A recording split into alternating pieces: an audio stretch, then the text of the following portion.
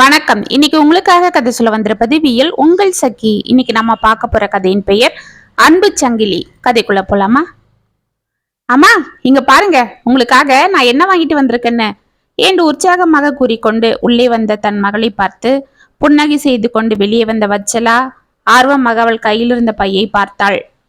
அக்கா, என்னக்கா இது என்று உற்சாகத்தோடு அங்கு வந்த தரணி ரேகாவின் தோள்களை பிடித்து கொண்டு அம்மாவிற்கு என்ன வாங்கி வந்திருக்கிறாள் என்று ஆர்வமாக பார்த்து கொண்டிருந்தாள். அம்மா, நான் ரொம்ப நாளா நினைச்சிட்டு இருந்தது, உங்களுக்கு ரொம்ப ரொம்ப பிடிச்சது என்று சிரித்து கொண்டே அந்த பையில் கையை விட்டு ஒரு அழகான அரக்கு நிற மைசூர் சில்க் சாரியை வெளியெடுத்தாள் ரேகா. அதை பார்த்த வச்சலாவின் முகம் டக்கென வாடியது. அம்மா, என்னம்மா, ஏன் ஒரு மாதிரி ஆயிட்டீங்க? உங்களுக்கு இந்த சாரி பிடிக்கும் தானே? அரக்கு கலர் கூட உங்களுக்கு பிடிச்ச கலர் தானே? ஆ, பிடிக்கும்மா. ஆனா நான் இதை கட்டிக்க முடியாது. ஏம்மா? ஏன்னா உங்க அப்பாக்கு இந்த சாரி பிடிக்காதுமா. அவருக்கு பிடிக்கலன்னா என்ன, உங்களுக்கு இது பிடிக்கும் இல்ல? நீங்க செல்லுல அடிக்கடி இந்த சாரியை எடுத்து வச்சு பார்த்துட்டு இருக்கிறத நானே பார்த்துருக்கேன். அதனால தான் சஸ்பென்ஸா இதை வாங்கிட்டு வந்தேன். இந்த பாரு ரேகா, எனக்கு இந்த புடவை சின்ன வயசுல இருந்தே ரொம்ப பிடிக்கும் தான். ஆனா உங்க அப்பாவை என்னைக்கு கல்யாணம் பண்ணிக்கிட்டு வந்தனோ அன்னைக்கு அவர் விருப்பம்தான் இங்க எல்லான்னு வாழ ஆரம்பிச்சிட்டேன். கல்யாணம் ஆகி வந்த புதுசுல ஒரு வாட்டி நான் ஆசையா இந்த புடவையை எடுத்து கட்டினேன். அப்ப உங்க அப்பா அதை பார்த்து என்ன நினைச்சாரோ என்னவோ, அன்னிலிருந்து நீ இந்த மைசூர் சில்க் சாரி கட்டவே கூடாதுன்னு சொல்லிட்டாரு. எனக்கு இது ரொம்ப பிடிக்குங்கன்னு சொன்னேன். அதுக்காக தான் சொல்றேன்னு சொல்லிட்டு போயிட்டே இருந்துட்டாரு. அப்படியும் ஒரு வாட்டி எங்க அம்மா தலை தீபாவளிக்கு வாங்கி வந்தாங்களேன்னு அதை கட்டினேன். அன்னைக்கு பட்டாசு தெருவுல வெடிக்கல, என் முதுகுல தான் வெடிச்சது. அப்படி ஒரு அடி. அவ்வளவுதான். அன்னிலிருந்து நான் உங்க அப்பாவோட பேச்ச இதுவரை மீறினதில்லை என்று பெருமூச்சு விட்டாள். என்னம்மா இது என்று ரேகா சலிப்போடு சோஃபாவில் அமர, சரி விடுக்கா, அப்பாவை பத்தி உனக்கு தெரியாதா? ஆமா, என்ன இது புதுசா புடவெல்லாம் வாங்கிட்டு வந்திருக்க என்று கேட்டுக்கொண்டே அவள் அருகில் அமர்ந்தாள் தரணி. ஆமாண்ட கண்ணு, நான் பாரு சந்தோஷமா வந்த பிள்ளைகிட்ட ஏதேதோ பேசி சங்கடப்படுத்திட்டேன். கண்ணு, புடவை நல்லா இருக்கு, நான் இதை பத்திரமா வச்சுக்கிறேன் என்று அவள் கையில் இருந்த புடவையை எடுத்து பையில் போட்ட வச்சலா, என்னம்மா திடீர்னு புடவெல்லாம் என்று அவளை உற்று பார்த்தாள். அம்மா, எனக்கு மேனேஜரா ப்ரொமோஷன் வந்திருக்கு, அதுக்காக தான். இது நீங்க மட்டும் அப்பா கிட்ட போராடி என்னை மேற்கொண்டு படிக்க வைக்கல, இன்னைக்கு நான் ஒரு பேங்க் மேனேஜரா இங்க நின்று இருக்க முடியாது. அதுக்காக தான் உங்களுக்கு ஆசையா சாரி வாங்கி வந்தா என்று சினுங்கினாள். சரி விடுக்கா. ஆமா, நீ மேனேஜர் ஆயிட்டியா? அப்போ உனக்கு தனி ரூம் தான் இல்ல? நானும் உன்னை போலவே எம்காம் படிச்சுட்டு குரூப் எக்ஸாம் எழுதி கண்டிப்பா பேங்க் வேலைக்கு போவேன், பாத்துக்க என்று உற்சாகத்தோடு தரணி கூறிக்கொண்டிருக்க அவள் தலையில் லேசாக கொட்டிய ரேகா, ஹேய், முதல்ல இந்த பிகாம முடி, அப்புறம் அதெல்லாம் என்று சிரித்தாள். வச்சலாவும் சிரித்து கொண்டிருக்க, என்று நடராஜனின் குரலை கேட்டு மூவரும் பட்டன் எழுந்து கொண்டனர். நடராஜன் மூவரையும் பார்த்து கொண்டு வந்து சோஃபாவில் அமர வச்சலா உள்ளே சென்று சொம்பில் தண்ணீர் கொண்டு வந்து அவரிடம் கொடுத்தாள். அதை வாங்கி ஒரு வாய் குடித்த நடராஜன், ஆமா, என்ன வீட்டுக்குள்ள ஒரே சிரிப்பு சத்தம், வாசல் வரைக்கும் கேட்டுட்டு இருக்கு என்று வச்சலாவை முறைத்து பார்த்தார். ஒன்னும் இல்லைங்க, நம்ம ரேகாக்கு மேனேஜரா ப்ரொமோஷன் வந்திருக்கான், அதுதான் சொல்லிட்டு இருந்தா. அப்படியா என்று ரேகாவை பார்த்த நடராஜன், சரி சரி வச்சலா, நாளைக்கு ரேகாவை பொண்ணு பார்க்க சிதம்பரத்துல இருந்து மாப்பிள்ளை வீட்டுக்காரங்க வராங்க. நாம முனுசாமி கிட்ட சொல்லியிருக்கேன், அவன் சாமான்லாம் கொண்டு வந்து இப்ப இறக்கிடுவான். நாளைக்கு ஒரு 15-20 பேருக்கு சாப்பாடு ரெடி பண்ணிடு என்றார். மூவரும் ஒன்றும் புரியாமல் ஒருவரை ஒருவர் அதிர்ந்து பார்த்து கொள்ள, என்னங்க, என்ன திடீர்னு என்று வச்சலா தயங்கிக் கொண்டே கேட்டாள். பட்டனின் நடராஜன் அவளை நிமிர்ந்து பார்த்ததும் அமைதியாக தலையை குனிந்து கொண்டாள். இதோ பாரு, போன மாசமே நான் எல்லாம் பேசி முடிவு பண்ணிட்டேன். நாளைக்கு நாள் நல்லா இருக்கிறதால தட்டை மாத்திக்க வராங்க, அவ்வளவுதான். பேருக்கு தான் இதெல்லாம். கல்யாணத்தை நான் எப்போ முடிவு பண்ணிட்டேன். பையன் சிதம்பரத்துல கவர்மெண்ட் ஸ்கூல் டீச்சரா இருக்கானா. நல்ல ஆஸ்தி பாஸ்தி உள்ள குடும்பம், நம்ம குடும்பத்துக்கு ஏத்த இடம்தான். அப்பா, எனக்கு இப்போதைக்கு கல்யாணம் வேண்டாம்ப்பா என்று ரேகா கூற வச்சலா 1000 தேள்கள் ஒரு சேர கொட்டியது போன்று அலறி கொண்டு அவளை பார்த்தாள். தரணிக்கு கை கால்கள் சில்லிட்டு போயின. நடராஜன் மெதுவாக அவளை திரும்பி பார்த்தார். அந்த பார்வையில் பல கேள்விகள் இருந்தன. அதைவிட கோபமும் ஆச்சரியமும் அதிகமாக இருந்தன. என்ன வச்சலா, என்ன இது புது பழக்கம்? என் பேச்சுக்கு எதிர் பேச்சு வருது. உன் பொண்ணுக்கு மேனேஜர் ஆகிட்டுன்ற திமிரு வந்துடுச்சா? நான் நினைச்சா அந்த வேலையும் இருக்காது, பதவியும் இருக்காது. கை காலை உடைச்சி வீட்டுல உட்கார வச்சிடுவேன் பாத்துக்க. என்னங்க, அவ ஏதோ தெரியாம என்று வச்சலா தடுமாற. அப்பா, நான் தெரிஞ்சேதான் சொல்றேன். எனக்கு இப்போதைக்கு கல்யாணம் வேண்டாம் என்று ரேகா மீண்டும் தீர்க்கமாக கூறினாள். ஏய், என்னடி, என்ன பேசுற? யார்கிட்ட பேசுற? கொஞ்சம் இரு வச்சலா என்று கம்பீரமாக அவளை கையை காட்டி நிறுத்திய நடராஜன் ரேகாவை பார்த்து கொண்டே எழுந்து அவளிடம் சென்று அவளை உற்று பார்த்தார். ரேகாவின் கைகள் அவளை அறியாமல் நடுங்கின. என்னம்மா, இப்ப சொல்லு, என்ன சொல்ல வர நீ? அப்பா, எனக்கு இந்த கல்யாணம் வேண்டாம்ப்பா. இந்த கல்யாணம் வேண்டான்னா வேற யாரையாவது நீ பார்த்து வச்சிருக்கியா? அப்பா, அது சொல்லு. என் எதிர்க்க தைரியமா நின்னு பேசுற அளவுக்கு வந்துட்ட. இனி மிச்சத்தையும் பேசிடு. வச்சலா இருவரையும் மாறி மாறி பார்த்து தவித்துக் கொண்டிருந்தாள். அப்பா, என் கூட படிச்ச ரமேஷ் என்றவரை நான் மனசார விரும்புறேன். அவரும் என்ன உயிருக்குயிரா விரும்புறாரு என்றவளை முடிப்பதற்குள் பலார் என்று அறை விழுந்த சத்தம் கேட்டு ரேகா டக்கன தலையை நிமிர்த்தி பார்த்தாள். வச்சலா கன்னத்தை பிடித்து கொண்டிருக்க அவளை ஆவேசமாக முறைத்துக் கொண்டிருந்த நடராஜன், இப்ப தெரியுதாடி நான் எதுக்கு இவளை படிக்க வைக்க வேண்டாம், ஒழுங்கா +2 முடிச்சதும் கல்யாணம் பண்ணி அனுப்பணும்னு சொன்னேன்னு என்று கத்தினார். அப்பா, நான் பண்ண தப்புக்கு எதுக்கு அம்மா அடிக்கிறீங்க? அப்பா ப்ளீஸ்பா, நான் ரமேஷ உயிருக்குயிரா காதலிக்கிறேன். அவரு ரொம்ப நல்லவருப்பா. அப்படியா? சரி, அவன் எங்க இருக்கான்? எந்த வெளியில இருக்கான்? நம்ம கூட்டத்தை சேர்ந்தவன் தானா? சொல்லு. அப்பா, அதெல்லாம் இல்ல, அவரு. போதும், நீ தயங்கும் போதே தெரியுது அவன் நம்ம கூட்டத்தை சேர்ந்தவன் இல்லைன்னு. அப்பா, ஆனா அவரு ரொம்ப நல்லவருப்பா. MCA படிச்சிருக்காரு. அவர் யூனிவர்சிட்டி ஃபர்ஸ்ட். அவருக்கு அமெரிக்கால இருக்கிற ஒரு பெரிய மனுஷன் தன்னோட சொந்த செலவுல அவர் படிப்புக்கு ஸ்பான்சர் கொடுத்திருக்காரு. இப்ப அவரோட கம்பெனிலேயே இவருக்கு வேலையும் கொடுத்திருக்காரு. அவர் இப்ப அமெரிக்காவுக்கு போறாருப்பா. கண்டிப்பா இன்னும் கொஞ்ச நாள்ல அவர் நல்ல நிலைமைக்கு வந்துடுவாரு. அவருக்குன்னு யாரும் இல்லப்பா. அவர் என்னதான் எல்லாமுமா நினைச்சிட்டு இருக்காரு. ஆஹா, பாத்தியாடி உன் பொண்ணு பார்த்துட்டு இருக்கிற மாப்பிள்ள பையன் ஒரு அனாதை. நம்ம சாதி கிடையாது, சொத்து சுகம் கிடையாது. இப்பதான் வேலைக்கே போறானா, அதுவும் அமெரிக்கால. இதெல்லாம் எங்கேயாவது சரிப்படுமா? இது என்ன சினிமாவா? வாழ்க்கைடி வாழ்க்கை. இத பாரு, நான் உறுதியா சொல்றேன், நாளைக்கு நான் பார்த்துட்டு இருக்கிற மாப்பிள்ள வரப்போறான். அவனுக்கு தான் இவ கழுத்தை நீட்டணும். மீறி எதனா பேசுனா அப்புறம் இங்க நடக்கிறதே வேற. அப்பா ப்ளீஸ்பா, அவர் ரொம்ப நல்லவருப்பா. நீங்க ஒரு வாட்டி அவரை நேர்ல பாருங்க, உங்களுக்கே அவரை பிடிச்சி போகும். ப்ளீஸ்பா, இது என்னோட வாழ்க்கைப்பா. தயவு செஞ்சு என் மனசுக்கு பிடிச்சவரோட சேர்த்து வச்சிடுங்கப்பா என்றவர் காலில் விழுந்து கதறினாள். ஓ, உன் வாழ்க்கையா? சரி, இனிமேல நான் உன்கிட்ட பேச தயாரா இல்ல. இனி உனக்கும் எனக்கும் எந்த பேச்சுவார்த்தையும் கிடையாது. நீ உன் இஷ்டம் போல எப்படின்னா போகலாம், நான் கேட்க மாட்டேன். என்னங்க, என்ன இது என்று வச்சலா பதற. வச்சலா, இங்க பாரு, இனிமே இவளை நான் எதுவும் கேட்க போறதில்ல. இவன் என் பொண்ணு என்றதையே நான் மறந்துடுறேன். அவ ரொம்ப படிச்சுட்டு பெரிய பதவிக்கு போயிட்டா. இனி அவளோட எனக்கு எந்த சம்பந்தமும் இல்லை. ஆனா நான் கொடுத்த வாக்க நான் காப்பாத்தி ஆகணும். நாளைக்கு பையன் வீட்டுக்காரங்க வரத்தான் போறாங்க. நிச்சயம் நடக்கத்தான் போகுது. ஆனா பொண்ணு இவ இல்ல, தரணி என்றார். அனைவரும் அதிர தரணி ஒன்றும் புரியாமல் தனது தாயை பதட்டமாக பார்த்தாள். என்னங்க? ஏய், போதும், உன் பேச்சை கேட்டு ஒரு பொண்ணத்தான் படிக்க வச்சு அவ இஷ்டத்துக்கு வேலைக்கு அனுப்புனதால இன்னைக்கு இப்படி வந்து நிக்கிறான். இனிமேல நான் உன் பேச்ச கேட்க தயாரா இல்ல. இனி சின்னவளையாவது ஒழுங்கா கட்டி கொடுத்து காலகாலத்தில் அனுப்புனாதான் நான் கொஞ்சமாவது மானத்தோட வாழ முடியும். இதுதான் என் முடிவு என்று கூறிவிட்டு வெளியே சென்றார்.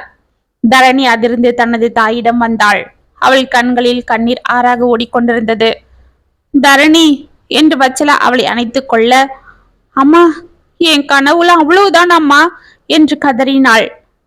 ரேகா அவள் தோள்களை பிடித்து கொள்ள பட்டன எழுந்து அவள் கைகளை தட்டி விட்டவள், "த பாரு, இனிமேல நீ என்கிட்ட பேசாத. உன்னாலதான் எனக்கு இந்த நிலைமை. ஐ ஹேட் யூ என்று அழுது கொண்டே உள்ளே ஓடினாள். ரேகா அவளை அதிர்ந்து பார்த்து கொண்டு அமைதியாக நின்றாள். மறுநாள் காலை ரமேஷை வழக்கமாக அவள் சந்திக்கும் இடத்தில் ரேகா அமைதியாக அமர்ந்திருக்க அங்கு வந்து ரமேஷிடம் நடந்ததை கூறி அழுதாள்.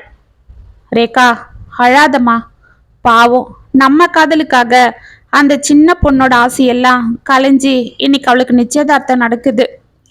ஆமாங்க, அவ என் மேல ரொம்ப கோவமா இருக்கா. அப்பா இப்படி பண்ணுவாருன்னு நான் எதிர்பார்க்கவே இல்லை. என்ன பண்றது, உங்க அப்பாவோட குணம் அப்படி இருக்கிறதால தான் நானும் இப்போதைக்கு சரியான வேலை இல்லாம அவர் வந்து பார்க்க சங்கடப்படுறேன். கவலைப்படாத ரேகா, நான் இன்னும் 2 நாள்ல அமெரிக்காவுக்கு போறேன். அங்க போன உடனே கடுமையா உழைச்சி கூடிய சீக்கிரம் நல்ல நிலைமைக்கு வந்துடுவேன். அதுக்கப்புறம் தைரியமா வந்து உங்க அப்பா கிட்ட ஒன்னு பொண்ணு கேட்டு கல்யாணம் பண்ணி கூட்டிட்டு போயிடுறேன் என்று அவள் கைகளை பற்றி கொண்டான். நானும் அந்த தைரியத்துல தான் எங்க அப்பாவை எதிர்த்துட்டு இருக்கேன். நீங்க சொன்னது போல கூடிய சீக்கிரம் வரலன்னா நான் என்ன ஆவேன்னு தெரியாது. ரேகா, என்ன நம்பு, நான் கண்டிப்பா வந்துடுவேன். என் வாழ்க்கையே நீதான், உன்னை நான் விடமாட்டேம்மா. எனக்காக கொஞ்ச நாள் பொறுத்துக்க என்று அவளை அன்போடு பார்த்தான். 3 மாதங்கள் சென்றது. ரமேஷ் அமெரிக்கா சென்றதிலிருந்து தினமும் ஒரு முறையாவது ரேகாவுடன் போனில் பேசிக் கொண்டிருந்தான். இங்கு தரணிக்கும் நடராஜன் பார்த்த மாப்பிள்ளை வரதனுக்கும் திருமணம் நடந்தேறி அவள் புகுந்த வீட்டுக்கு புறப்பட அனைவரிடமும் கூறிவிட்டு சென்ற தரணி தனது அக்காளிடம் மட்டும் பேசாமல் சென்று விட்டாள். இதனால் மிகவும் மனம் வருந்திய ரேகாவை தாய் வச்சலா சமாதானம் செய்து கொண்டிருந்தாள். இப்படியே நாட்கள் உருண்டோட தினமும் தனது தாயிடமும் மற்றவர்களிடமும் போனில் பேசிக் கொண்டிருந்த தரணி தான் குழந்தை உண்டாகி இருக்கும் செய்தியை அவர்களிடம் கூறி மகிழ்ந்து கொண்டிருந்தாள். ஆனால் ரேகாவிடம் மட்டும் அவள் பேசாமல் இருந்தது அவளுக்கு மிக்க மனவேதனை கொடுத்து கொண்டிருக்க அதை போனில் ரமேஷிடம் கூறி அழுதாள். ரமேஷ் அவளுக்கு கொஞ்ச நாட்கள் பொறுத்து கொள்ளுமாறு ஆறுதல் கூறி கொண்டிருந்தான். அவனது போன் காலினால் சற்று ஆறுதல் அடைந்து கொண்டிருந்த ரேகாவிற்கு சில மாதங்களாக புதிய வேதனை ஆரம்பமானது. தினமும் தன்னிடம் ஒரு முறையாவது பேசிக் கொண்டிருந்த ரமேஷ் இப்பொழுது 1 மாதமாக அவளிடம் போனில் பேசுவதில்லை. இவளாக போன் செய்தாலும் அந்த எண் உபயோகத்தில் இல்லை என்று வர ரேகா குழம்பி தவித்து கொண்டிருந்தாள். வீட்டில் நடராஜன் அவளை விரோதி போல் பார்த்து கொண்டிருக்க ஏற்கனவே தனது தந்தையால் மிகவும் நொந்து போயிருந்த தனது தாயிடம் இதையும் கூறி வேதனைப்படுத்த வேண்டாம் என்று அமைதியாக இருந்தாள் ரேகா. நாட்கள் உருண்டோடின. வீட்டில் தரணிக்கு 7வது மாதம் வளைகாப்பு அன்று கோலாகலமாக நடந்து கொண்டிருக்க அன்று ஊரில் இருந்த அனைவரையும் அழைத்து மிக சிறப்பாக வளைகாப்பை நடத்தி கொண்டிருந்தார் நடராஜன். வேலைக்கு சென்று விட்டு ரேகா அமைதியாக உள்ளே வர அனைத்து பெண்களும் தரணிக்கு வளையல்கள் அடுக்கி கொண்டிருப்பதை பார்த்து அமைதியாக நின்றாள். என்னம்மா அங்கே நின்னுட்ட, சீக்கிரமா வா, வந்து உன் தங்கச்சிக்கு உன் கையால வளையல் அடுக்கு என்று ஒரு பெண் அவளை அழைக்க வச்சலா மௌனமாக அவளை பார்த்து கொண்டிருந்தாள். அவள் முகத்தில் வேதனை தெரிந்தது. ரேகா மனதில் இருந்த வேதனைகளை மறைத்து கொண்டு மகிழ்ச்சியோடு தன் தங்கைக்கு வளையல் அடுக்க அருகே வர, அத்த, இவ எதுக்கு எனக்கு வளையல் அடுக்கணும்? இவ என்ன கல்யாணம் ஆகி 2-3 பிள்ளைங்களை பெத்துட்டாளா? இவ தொட்டாலே எனக்கு கோபமா வரும். இவ ஒன்னும் எனக்கு வளையல் போட வேண்டான்னு சொல்லுங்க என்று கைகளை எடுத்துக்கொண்டாள் தரணி. இதை கேட்ட அனைவரும் அதிர்ந்து போக ரேகா அவமானத்தாலும் வேதனையாலும் புழுவாக துடித்து போனாள்.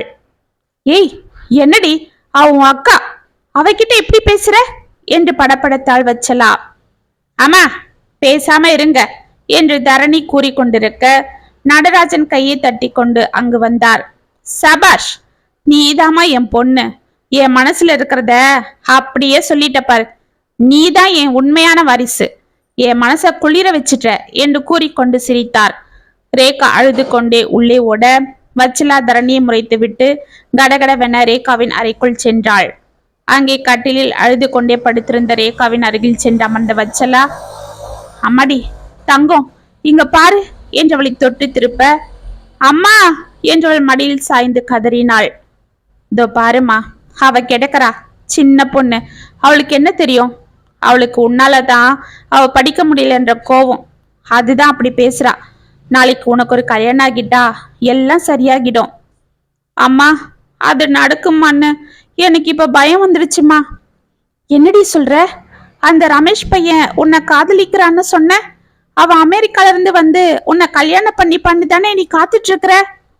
ஆமா அம்மா, ஆனா அவர் கொஞ்ச நாளா எனக்கு ஃபோன் பண்றது இல்ல. நானா ஃபோன் போட்டாலும் சுவிட்ச் ஆஃப்னு வருது. அடடா, எத்தனை நாளா இது நடக்குது? 6 மாசம் ஆகுதுமா. என்னடி சொல்ற? அந்த பையனுக்காக நீ காத்துட்டு இருக்கிற? கூடிய சீக்கிரம் அவன் வருவான், உன்னை கல்யாணம் பண்ணி இந்த நரகத்துல இருந்து கூட்டிட்டு போயிடுவான்னு தானே நானும் உயிரை கையில பிடிச்சிட்டு இருக்கேன். இப்ப வந்து இப்படி சொல்றியம்மா? ஆமாம்மா, எனக்கும் ஒன்னும் புரியல.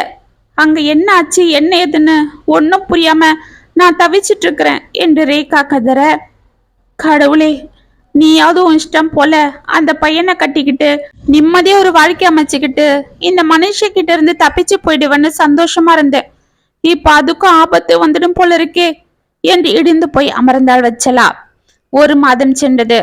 ரேகா ரமேஷிடமிருந்து எந்த தகவலும் வராமல் மிகவும் குழம்பிக் கொண்டிருக்க, வீட்டில் நடராஜனின் ஏச்சுக்களும் பேச்சுக்களும் அதிகமாகி கொண்டிருப்பதை நினைத்து மிகவுமே தளர்ந்து போனாள். இவளுடன் சேர்ந்து வச்சலாவும் மிகவும் வேதனை அடைய, அன்று வேலைக்கு சென்றிருந்த ரேகாவிற்கு தனது தோழி கீதாவிடமிருந்து போன் வந்தது.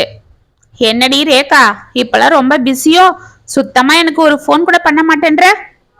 இல்லடி, கொஞ்சம் வேலை அதிகமா இருந்தது, அதனால தான். சரி, அது இருக்கட்டும். ரமேஷுக்கும் உனக்கும் பிரேக்கப் ஆயிடுச்சா? ஏண்டி இந்த விஷயத்த கூட என்கிட்ட நீ சொல்லவே இல்லை என்று கீதா கேட்டதும் ரேகாவிற்கு நெஞ்சே ஒரு நிமிடம் நின்றது போல ஆனது. என்னடி உளர்ற? எனக்கும் அவருக்கும் பிரேக்கப்பா? அவர் தான் எனக்கு எல்லாமே. அவர் இல்லாத வாழ்க்கைய நான் கற்பனை பண்ணி கூட பார்க்க முடியல. அவர் அமெரிக்கால இருந்து வந்ததுக்கு அப்புறம் எங்க கல்யாணம் கட்டாயம் நடக்கதான் போகுது. அது வர நான் என் உயிரை கையில வச்சிட்டு இருக்கிறேன் தெரியுமா?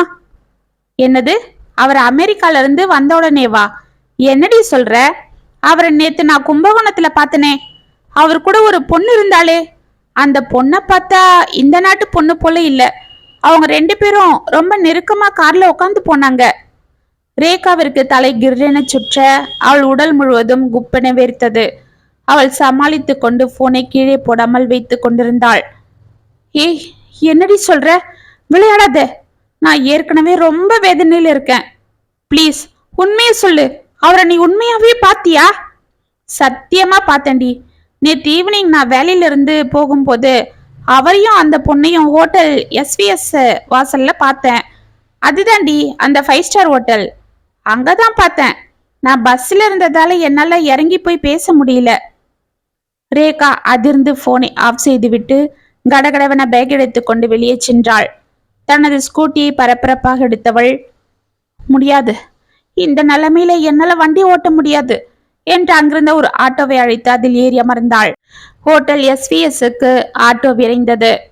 தடுமாறிக்கொண்டு இறங்கி உள்ளே ஓடியவள் அங்கிருந்த ரிசப்ஷனில் விசாரிக்க, எஸ் மேடம், ரூம் நம்பர் 102ல தான் நீங்க சொல்ற மிஸ்டர் ரமேஷ் தங்கியிருக்காரு. அவர் கூட என்று ஏதோ கேட்க வாயெடுத்தவள், சரி, அவர் எங்க ரூம்ல இருக்காரா என்று பதட்டமாக கேட்டாள். இல்ல மேடம், அவர் கொஞ்ச நேரத்துக்கு முன்னாடியே வெளியில போயிட்டாரு. பட்டி வேட்டிலாம் கட்டியிருந்தாரு. அநேகமா எங்கேயாவது கோயிலுக்கு தான் போயிருப்பாருன்னு நினைக்கிறேன். அவர் கூட கார்ல ஒரு பொண்ணு இருந்தாங்க என்றாள் அந்த பெண். ரேகா அதிர்ந்து போய் ஆட்டோவில் அமர, அவள் மனது எந்த சலனமும் இல்லாமல் மரக்கட்டையை போல் ஆனது. ஆட்டோ வாசலில் நின்றதும் மெதுவாக இறங்கி உள்ளே சென்ற ரேகா உள்ளே இருந்த காட்சியை பார்த்து அதிர்ந்து போனாள். ஹாலில் நடராஜன் கத்தி கொண்டிருக்க, ரமேஷ் பட்டி வேட்டி சட்டையுடன் அமைதியாக நின்று கொண்டிருந்தார். அவன் முகத்தில் ஏதோ குழப்பம் தெரிய, அவன் அருகே இருந்த பெண் நடராஜனிடம் ஏதோ விவாதம் செய்வது போல் பேசிக் கொண்டிருந்தாள். வச்சலா பின்னால் அழுது கொண்டு நின்றாள். ரேகாவை பார்த்ததும் அவளிடம் உற்சாகமாக ஓடி வந்த அந்த பெண் அவள் கைகளை பிடித்து கொண்டு, நீங்க தான் ரேகாவா? வாங்க ரேகா, வாங்க. உங்களை பார்க்க தான் நாங்க வந்தோம். ரமேஷ் சொன்னது போல நீங்க ரொம்ப அழகா இருக்கீங்க. உங்களுக்காக அவர் இத்தனை நாள் காத்துட்டு இருந்ததுல தப்பே இல்லை என்று சிரித்தாள். ஏய், என்னமா பேசிட்டு இருக்கிற? நான் தான் சொன்னேன் இல்ல, மரியாதையா இதையெல்லாம் எடுத்துக்கிட்டு வெளியில போங்க என்று கத்தினார் நடராஜன். அங்கிள், பேசாம இருங்க. உங்க பொண்ணுக்கு ரமேஷை விட பொருத்தமான ஒருத்தரை நீங்க எங்க தேடியும் கண்டுபிடிக்க முடியாது. தயவு செஞ்சு அவருக்கு உங்க பொண்ணை கட்டி கொடுங்க. வீண் பிடிவாதம் பிடிக்காதீங்க என்றாள் ஆவேசமாக. இதோ பாருமா, உன் பேர் என்ன சொன்ன? ஷாலினி. என் பொண்ணுக்கு யாரை கட்டி கொடுக்கணும், என்ன பண்ணணும்னு பெத்தவனான எனக்கு தெரியும். இவனை விட உயர்ந்த இடத்துல நான் அவளுக்கு கல்யாணம் பண்ண போறேன். ஆ, ரமேஷை விட ஒரு உயர்ந்தவரை நீங்க எங்க தெரியும் கிடைக்க போறதில்ல. என்னம்மா, அப்படி என்ன இவன் உயர்ந்தவன்? ஆமா, அவர் உயர்ந்தவர் தான். ரமேஷோட திறமைய பார்த்துட்டு எங்க அப்பா தான் அவருக்கு ஸ்பான்சர் பண்ணி படிக்க வச்சாரு. அவருக்கு அமெரிக்கால இருக்கிற எங்க கம்பெனிலேயே வேலையும் போட்டு கொடுத்தாரு. கொஞ்ச நாள் அவரும் அங்க வந்து தன் திறமையால நல்லா முன்னுக்கு வந்தாரு. இத பார்த்து எங்க அப்பா ரொம்ப சந்தோஷப்பட்டு என்னை இவருக்கே கல்யாணம் பண்ணி கொடுத்து எங்க கம்பெனியும் இவருக்கிட்டயும் ஒப்படைச்சிட்டு ஏற்பாடு பண்ணிட்டு இருந்தாரு. ஆனா இதெல்லாம் இவருக்கு தெரியாது. நானும் இவர் மேல ரொம்ப ஆசைப்பட்டேன். அப்பதான் ஒரு நாள் என்னோட காதலையும் எங்க அப்பாவோட முடிவையும் இவர்கிட்ட சொல்ல நான் போயிட்டு இருந்தேன். அப்ப எதிர்பார்க்காம ஒரு ஆக்சிடென்ட் ஆகி இவருக்கு தலையில நல்லா அடிபட்டு கோமால போயிட்டாரு. இவரோட செல்லும் அதுல மிஸ் ஆனதால இவரை சேர்ந்தவங்க யாரையும் என்னால காண்டாக்ட் பண்ண முடியல. இப்பதான் 10 நாளைக்கு முன்னாடி திரும்பவும் இவருக்கு நினைவு திரும்பிச்சு. நல்லா தேடியும் எழுந்தாரு. அப்பதான் நான் என் காதல் இவர்கிட்ட சொல்லும் போது இவர் அதை மறுத்துட்டாரு. அவரு அப்பதான் ரேகாவோட அவர் காதலை பத்தியும் உங்க வீண் பிடிவாதத்தை பத்தியும் சொன்னாரு.